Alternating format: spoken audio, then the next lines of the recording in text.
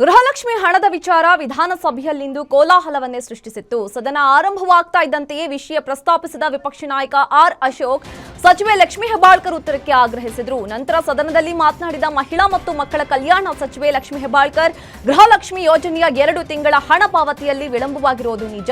ಈ ಹಣವನ್ನ ಬೇರೆ ಕಡೆಗೆ ವರ್ಗಾಯಿಸಿಲ್ಲ ಹಾಗೂ ಯಾವುದೇ ದುರುಪಯೋಗವಾಗಿಲ್ಲ ಅಂತ ಸ್ಪಷ್ಟನೆ ಕೊಟ್ಟರು. ಮುಂದಿನ ದಿನಗಳಲ್ಲಿ ಅದನ್ನ ಸರಿಪಡಿಸುವುದಾಗಿ ಮತ್ತು ತಮ್ಮ ಮಾತಿನಂತೆ ಯಾರಿಗಾದ್ರೂ ನೋವಾಗಿದ್ರೆ ವಿಷಾದ ವ್ಯಕ್ತಪಡಿಸ್ತೀನಿ ಅಂತ ಹೇಳಿದ್ರು. ಅಷ್ಟರಲ್ಲಿ ಅರವಿಂದ್ ಬೆಲ್ಲದ್ ಸೇರಿದಂತೆ ಪ್ರತಿಪಕ್ಷದ ನಾಯಕರು ಕ್ಷಮೆಗೆ ಆಗ್ರಹಿಸಿದರು. ಈ ವೇಳೆ ಸದನದಲ್ಲಿ ಗದ್ದಲ ಸೃಷ್ಟಿಯಾಗಿ ಬಿಜೆಪಿ ಶಾಸಕರು ಸಭಾತ್ಯಾಗ ಮಾಡಿದರು.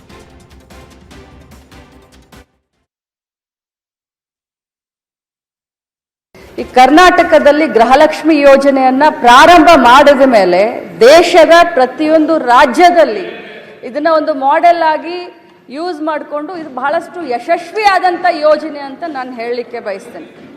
ನಾನು ಮೊನ್ನೆ ಕೂಡ ಸದನಕ್ಕೆ ಒಂದು ಮಾತನ್ನು ಹೇಳಿದೆ. ಇಲ್ಲಿಯವರೆಗೆ 23 ಕಂತುಗಳನ್ನು ಹಾಕಿದ್ದೇವೆ. 46,000 ರೂಪಾಯಿಗಳು ಒಬ್ಬೊಬ್ಬ ಮನೆಯ ಯಜಮಾನಿಗೆ 1,26,00,000 ಮನೆಯ ಯಜಮಾನಿಗಳ ಕುಟುಂಬದ ಯಜಮಾನಿಗಳಿಗೆ ಸಿಕ್ಕಿದೆ ಅಂತ ಮೊನ್ನೆ ಕೂಡ ನಾನು ಹೇಳಿದ್ದೀನಿ. ಈ ಹೇಳುವಂಥ ಸಂದರ್ಭದಲ್ಲಿ ಪದೇ ಪದೇ ಅವರು ಹೇಳ್ತಾ ಇದ್ರು, ನನಗೆ ಫೆಬ್ರವರಿ ಮತ್ತು ಮಾರ್ಚ್ ಇದು ಬಂದಿಲ್ಲ ಅಂತ ಹೇಳ್ತಾ ಇದ್ರು ಸದಸ್ಯರು. ನಾನು ಹೇಳಿದೆ ಆಗಸ್ಟ್ವರೆಗೂ ಕ್ಲಿಯರ್ ಮಾಡಿದ್ದೀನಿ ಅಂತ ನಾನು ಹೇಳಿದೆ. ಯಾದಗಿರಿಯಲ್ಲಿ ಗೃಹಲಕ್ಷ್ಮಿ ಹಣ ಬಾರದಕ್ಕೆ ಮಹಿಳೆಯರು ಆಕ್ರೋಶ ಹೊರಹಾಕಿದ್ದಾರೆ. 5 ತಿಂಗಳ ಹಣ ಬಾರದಕ್ಕೆ ಹಣದ ಸಮಸ್ಯೆ ಆಗ್ತಾ ಇದೆ ಅಂತ ಮಹಿಳೆಯರು ಅಳಲು ತೋಡ್ಕೊಂಡಿದ್ದಾರೆ. ಚುನಾವಣೆ ಸಂದರ್ಭದಲ್ಲಿ ಹಣ ಹಾಕುತ್ತೇವೆಂದು ಹೇಳಿದ್ರಿ, ಈಗ 5 ತಿಂಗಳಿನಿಂದ ಹಣ ಹಾಕಿಲ್ಲ ಅಂತ ಸಿಡಿದೆದ್ದಿದ್ದಾರೆ. 5 ತಿಂಗಳ ಗೃಹಲಕ್ಷ್ಮಿ ಹಣ ಸರ್ಕಾರ ಪಾವತಿ ಮಾಡದ ಹಿನ್ನೆಲೆಯಲ್ಲಿ ಆಹಾರ ಸಾಮಗ್ರಿಗಳನ್ನು ಖರೀದಿ ಹಾಗೂ ಸಂಘದ ಸಾಲದ ಹಣ ಪಾವತಿ ಮಾಡಲು ಕಷ್ಟ ಆಗ್ತಾ ಇದೆ. ಕೂಡಲೇ ಹಣ ಹಾಕುವಂತೆ ಮಹಿಳೆಯರ ಸರ್ಕಾರಕ್ಕೆ ಆಗ್ರಹಿಸಿದ್ದಾರೆ.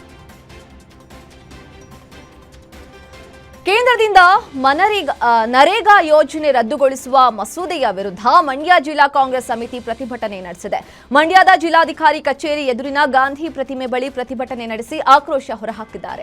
ಕೇಂದ್ರ ಸರ್ಕಾರ ನರೇಗಾ ಯೋಜನೆ ರದ್ದುಗೊಳಿಸುವುದು ಸರಿಯಲ್ಲ, ಇವರು ಮಹಾತ್ಮ ಗಾಂಧಿಯವರ ಭಾವಚಿತ್ರ ತೆಗೆಯುವ ಕೆಲಸಕ್ಕೆ ಕೈ ಹಾಕಿದ್ದಾರೆ. ನಿರಂತರವಾಗಿ ಕಾಂಗ್ರೆಸ್ ವಿರುದ್ಧ ಕೇಂದ್ರ ಸರ್ಕಾರ ದೌರ್ಜನ್ಯ ನಡೆಸ್ತಾ ಇದೆ. ತಕ್ಷಣವೇ ಈ ನಿರ್ಧಾರ ಕೈಬಿಟ್ಟು ಮಸೂದೆ ವಾಪಸ್ ಪಡಿಬೇಕು, ಇಲ್ಲದಿದ್ದರೆ ರಾಜ್ಯಾದ್ಯಂತ ಉಗ್ರ ಹೋರಾಟದ ಎಚ್ಚರಿಕೆಯನ್ನ ಕೊಟ್ಟಿದ್ದಾರೆ. ಇನ್ನು ಪ್ರತಿಭಟನೆಯಲ್ಲಿ ಕಾಂಗ್ರೆಸ್ ಪ್ರಧಾನ ಕಾರ್ಯದರ್ಶಿ ಎಂಎಸ್ ಚಿದಂಬರ್, ಮೂಡ ಅಧ್ಯಕ್ಷ ಬಿಪಿ ಪ್ರಕಾಶ್ ಸೇರಿದಂತೆ ಹಲವರು ಭಾಗಿಯಾಗಿದ್ದರು.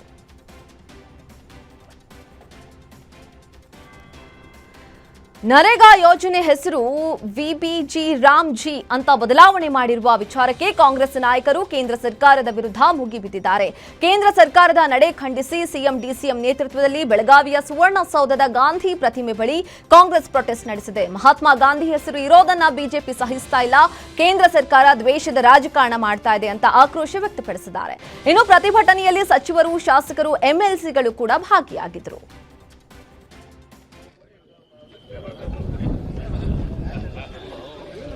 ಭ್ರಷ್ಟ ಬಿಜೆಪಿ ಸರ್ಕಾರಕ್ಕೆ ಸ್ವಲ್ಪ ಜೋರಿರಲಿ.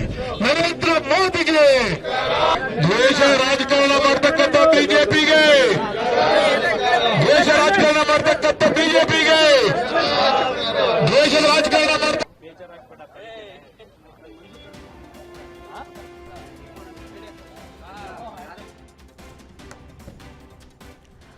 ಸ್ವಚ್ಛತಾ ಅಭಿಯಾನ ಹಿನ್ನೆಲೆಯಲ್ಲಿ ಬೆಳಗಾವಿಯಲ್ಲಿ ಸ್ವಚ್ಛತಾ ಓಟ ಆಯೋಜಿಸಲಾಗಿತ್ತು. ಸ್ವಚ್ಛತಾ ಓಟಕ್ಕೆ ಹಸಿರು ನಿಶಾನೆ ತೋರಿಸುವ ಮೂಲಕ ಡಿಸಿಎಂ ಡಿಕೆ ಶಿವಕುಮಾರ್ ಚಾಲನೆ ಕೊಟ್ಟರು.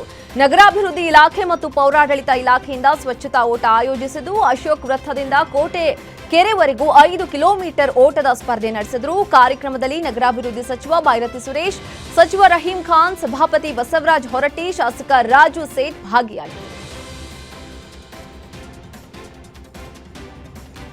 ಸಾಗರವನ್ನು ಜಿಲ್ಲಾ ಕೇಂದ್ರ ಮಾಡಬೇಕು ಅಂತ ಆಗ್ರಹಿಸಿ ಇಂದು ವಿವಿಧ ಸಂಘಟನೆಗಳು ಬಂದ್ಗೆ ಕರೆ ಕೊಟ್ಟಿವೆ. ಬಂದ್ ಹಿನ್ನೆಲೆ ಈಗಾಗಲೇ ಸಾಗರ ಪಟ್ಟಣದ ವಿವಿಧ ರಸ್ತೆಗಳಲ್ಲಿ ಟೈರ್ಗೆ ಬೆಂಕಿ ಹಚ್ಚಲಾಗಿದೆ. ಸ್ವಯಂ ಪ್ರೇರಿತರಾಗಿ ಅಂಗಡಿ ಮುಂಗಟ್ಟು ಬಂದ್ ಮಾಡಿ ವಿವಿಧ ಸಂಘಟನೆಗಳು ಬೆಂಬಲ ಕೊಟ್ಟಿದೆ. ಸಾಗರ ತಾಲೂಕನ್ನ ಜಿಲ್ಲಾ ಕೇಂದ್ರವಾಗಿ ಘೋಷಿಸುವಂತೆ ಪ್ರತಿಭಟನಾ ಮೆರವಣಿಗೆ ಮಾಡಿ ಆಗ್ರಹಿಸಿದ್ದಾರೆ. ಪ್ರತಿಭಟನೆಯಲ್ಲಿ ಆಟೋ ಚಾಲಕರು, ಖಾಸಗಿ ಬಸ್ ಮಾಲೀಕರು, ವಿದ್ಯಾರ್ಥಿ ಘಟಕ, ಕನ್ನಡಪರ ಸಂಘಟನೆಗಳು ಬೆಂಬಲ ವ್ಯಕ್ತಪಡಿಸಿದೆ.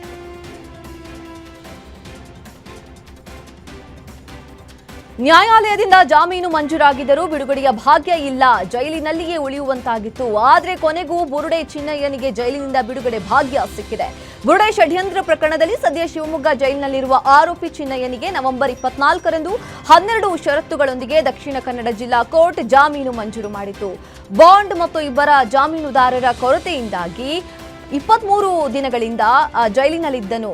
ಆದರೆ ಇಂದು ಶಿವಮೊಗ್ಗ ಜೈಲಿನಿಂದ ಚಿನ್ನಯ್ಯ ಬಿಡುಗಡೆಯಾಗೋ ಸಾಧ್ಯತೆ ಇದೆ. ಬೀದರ್ನ ಬ್ರೀಮ್ಸ್ ಆಸ್ಪತ್ರೆಯಲ್ಲಿ ಅವ್ಯವಸ್ಥೆ ತಾಂಡವವಾಡ್ತಾ ಇದೆ. ಬ್ರೀಮ್ಸ್ ಅಧಿಕಾರಿಗಳ ಮಹಾ ನಿರ್ಲಕ್ಷ್ಯಕ್ಕೆ ರೋಗಿಗಳು ನಿತ್ಯವೂ ಪರದಾಡುವಂತಾಗಿದೆ. ಬ್ರೀಮ್ಸ್ ಎಮರ್ಜೆನ್ಸಿ ವಾರ್ಡ್ಗೆ ಟಾಯ್ಲೆಟ್ ನೀರು ನುಗ್ಗಿ ರೋಗಿಗಳಿಗೆ ಸಂಕಷ್ಟ ಎದುರಾಗಿದೆ. ನಿನ್ನೆ ರಾತ್ರಿ ಶೌಚಾಲಯದ ಪೈಪ್ ಲೀಕ್ ಆಗಿ ಶಸ್ತ್ರಚಿಕಿತ್ಸಾ ತೀವ್ರ ನಿಗಾ ಘಟಕಕ್ಕೆ ನೀರು ನುಗ್ಗಿದೆ.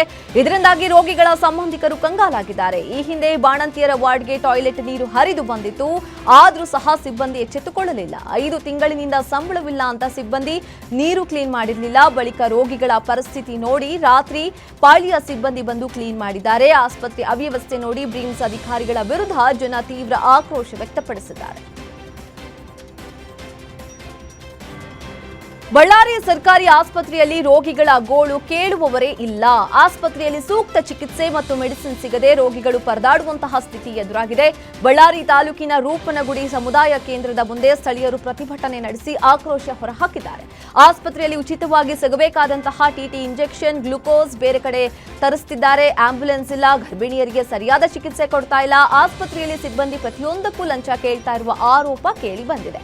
ಆಸ್ಪತ್ರೆಯಲ್ಲಿ ಸ್ವಚ್ಛತೆ ಸೇರಿದಂತೆ ಕನಿಷ್ಠ ಮೂಲಭೂತ ಸೌಕರ್ಯ ಇಲ್ಲದೆ ರೋಗಿಗಳು ಪರದಾಡ್ತಾ ಇದ್ದಾರೆ. ಸ್ಥಳಕ್ಕೆ ಡಿಎಚ್ಒ ಬರುವವರೆಗೂ ಪ್ರತಿಭಟನೆ ಹಿಂಪಡೆಯಲ್ಲ ಅಂತ ಪ್ರತಿಭಟನಾಕಾರರು ಪಟ್ಟು ಹಿಡಿದಿದ್ರು.